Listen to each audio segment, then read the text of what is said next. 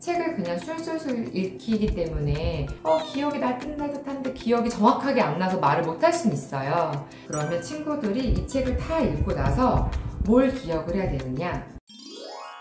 안녕하세요. 123 미니쌤TV의 김민희입니다.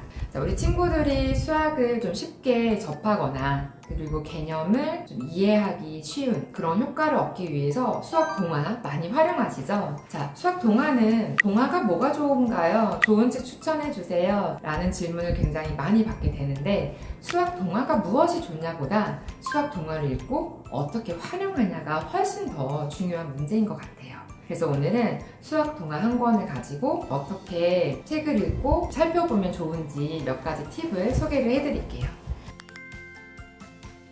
자, 오늘 소개해드릴 책은 떡장수 할머니와 호랑이는 구구단을 몰라 라는 책입니다. 자, 제가 그 2학년 1학기 때 배우는 곱셈, 그리고 2학년 2학기 때 배우는 곱셈 구구, 이런 두 단원을 앞두고 곱셈을 아이들이 시작하기 전에 이 책을 읽어보게 많이 추천을 드리는데요. 곱셈에 대한 개념을 전반적인 흐름을 쭉 이렇게 연결해서 잘 제시가 되어 있고, 그 스토리가 상황별로 너무 억지스럽거나 말이 안 되거나 이런 것들은 없는 편이고요. 되게 재미있게, 그리고 친구들이 전래동화를 통해서 알 수 있는 주인공들이 등장하면서 좀 더 친숙하게 읽혀지는 그런 수학동화라고 할 수 있습니다. 자, 여러 가지의 스토리들이 안에 들어있어요. 이야기가 몇 가지로 나눠져 있어서 각각의 이야기마다 전달하고 싶은 곱셈의 개념들이 있거든요. 자, 먼저 첫 번째, 우리가 수학동화를 읽고 가장 중요하게 봐야 될 부분은 내가 읽은 그 부분에서 어떤 수학 개념을 나한테 이야기했는지를 기억할 수 있어야 됩니다. 근데 물론 친구들이 책을 그냥 술술술 읽히기 때문에 그 단어 하나하나에 집중을 하기가 어려워서 단어는 기억이 날 듯한데 기억이 정확하게 안 나서 말을 못 할 수는 있어요. 그래서 그렇기 때문에 같은 책을 조금 더 여러 번 반복해서 보는 걸 추천드리고요. 그리고 한 번에 길게도 처음부터 끝까지도 한번 읽어보지만 그 이야기 하나, 이야기 둘 이런 식으로 챕터를 하나씩 끊어서 읽어보는 것도 좋은 방법입니다. 이야기 한 챕터 안에서 어떤 수학 개념을 설명했는지 정확하게 찾아낼 수가 있거든요. 예를 들면 이야기 둘에서는 곱셈에 대한 개념을 설명하고 있어요. 그래서 몇에 몇 배 이런 말이 무슨 뜻인지 이야기해주고 있거든요. 그러면 친구들이 이 책을 다 읽고 나서 뭘 기억을 해야 되느냐? 배라는 말을 처음 들어봤기 때문에 몇에 몇 배 또는 배라는 단어가 기억이 나지면 이 부분에서 원하는 개념의 단어를 잘 기억했다고 볼 수가 있죠. 자, 단어를 기억을 했어요. 그럼 두 번째 스텝 어디로 가야 될까요? 그 용어가 의미하는 게 뭐였는지를 설명할 수 있어야겠죠. 그렇다고 우리가 독서를 예전에 암기 과목 공부하듯이 그렇게 외우면서 읽을 수는 없는 거죠. 그래서 친구들이 그 부분을 설명하기 어려워할 수가 있기 때문에 그런 개념이 나오기 전의 이야기 스토리를 물어봐 주시는 게 좋아요. 여기선 지금 도깨비선생이라는 선생님이 사람들한테 문제를 내거든요. 그 문제를 사람들이 맞춰야 되는 이런 사건들이 계속 이야기마다 펼쳐지게 돼요. 그러면 아이가 단어가 생각이 안 나니까 뜻이 정확하게 뭐라고 말해야 될지 모르니까 선생님이 뭘 물어봤지? 이런 식으로. 그리고 선생님이 뭘 물어봤는지조차도 기억이 안 나면 우선은 그 부분의 페이지들을 읽어보지 않고 이렇게 쭉쭉 넘겨보는 거죠. 그럼 중간중간 이런 그림들이 나와 있어서 이 그림들을 보면서 아까 그 이야기가 이 이야기였지? 라고 다시 한번 떠올릴 수가 있게 되죠. 그러면 문제도 뭐였는지가 유추가 되고 그 문제를 통해서 그럼 누가 맞췄어? 그 사람이 뭐라고 설명하면서 맞췄어? 이런 식으로 흐름을 잡아주면서 원하는 개념을 다시 끄집어낼 수 있게끔 유도해 보시면은, 그러면 아이들이 동화를 읽을 때도 처음 한두 번은 이런 것들이 좀 익숙하지 않아서 계속 똑같은 패턴으로 글을 읽을 수 있겠지만 점차 수학 동화를 반복해서 읽다 보면은 이런 부분에 대해서 정확하게 자기가 얻을 것을 잘 얻어낼 수가 있거든요. 그래서 이런 식의 질문들이 굉장히 도움이 되고요. 또 문제 상황마다 국어적으로도 이야기를 해볼 수가 있어요. 단어에 대해서 우리가 어휘를 뽑아서도 이야기할 수가 있고요. 상황에 대해서 원인과 결과를 따져보면서 이야기할 수도 있고요.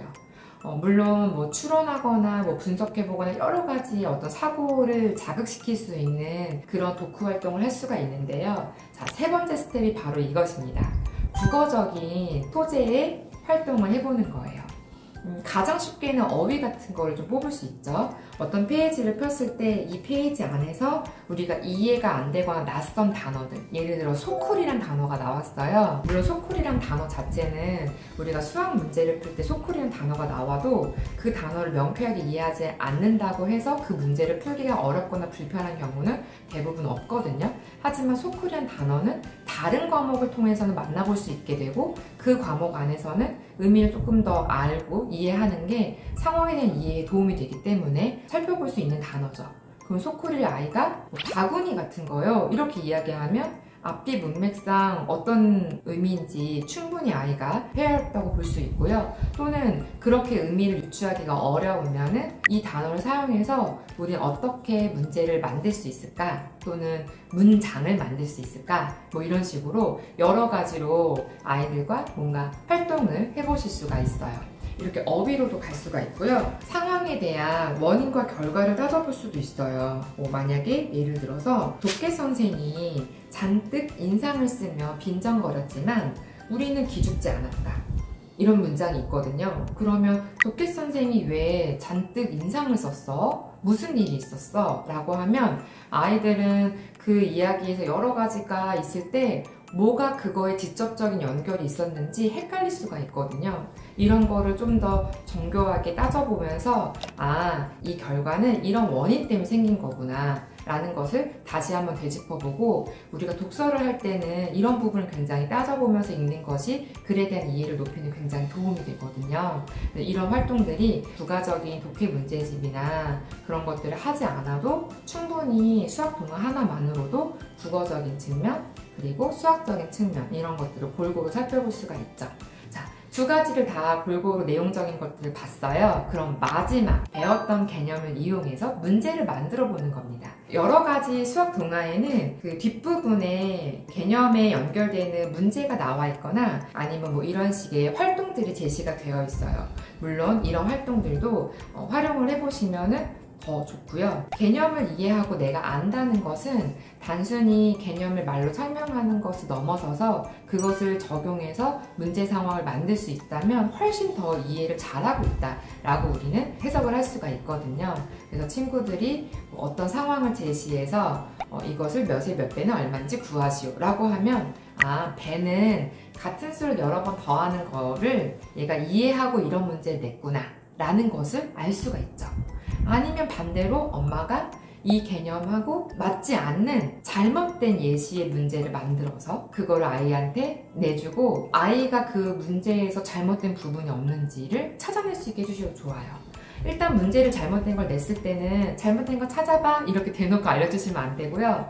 문제를 내주시고 나서 이 아이도 이 문제가 올바른 문제인지 잘못된 문제인지 생각을 좀 해봐야 되죠. 그냥 답을 무턱대고 내려고 한다. 그러면 답을 또 낼 때까지 기다려보는 거죠. 정답이든 오답이든 답을 말했어요. 그리고 나서는 그 답을 어떻게 구했어? 이 개념을 어떻게 넌 사용했어? 이런 것들을 물어보면 상황과 어떤 개념들을 어떻게 연결해서 내가 생각해서 답을 향해 가야 되는구나. 근데 이거는 이런 상황이 이런 개념을 물어보게 맞지가 않구나 라는 걸 훨씬 더 넓게 깊게 이해하는 데 도움이 되거든요. 몇에 몇 배 이런 것들은 되게 어려운 개념이 아니기 때문에 충분히 아이랑 같이 문제 만들기 등을 해보실 수가 있는 거죠. 그래서 수학 동화를 노출하는 것부터가 조금씩 이제 연습이 필요한 친구들은 바로 이렇게 동화를 읽자마자 이런 추후 활동을 하시기보다는 수학 동화를 먼저 읽는 것부터 연습을 해보시고 일주일에 한 것, 아니면 2주에 한 것 이렇게 기간의 최소량을 정해서 1, 2개월 정도 연습을 해보신 다음에 그 이후부터 차근차근 다시 그 동화에 대한 추후 활동들을 수학적인, 국어적인 여러 측면으로 이야기를 나눠보시면 훨씬 동화를 잘 활용하시게 될 겁니다. 오늘 영상이 도움이 되셨다면 좋아요, 구독 눌러주시고요. 저희 다음 영상에서 만나 뵙도록 하겠습니다. 다음에 또 만나요.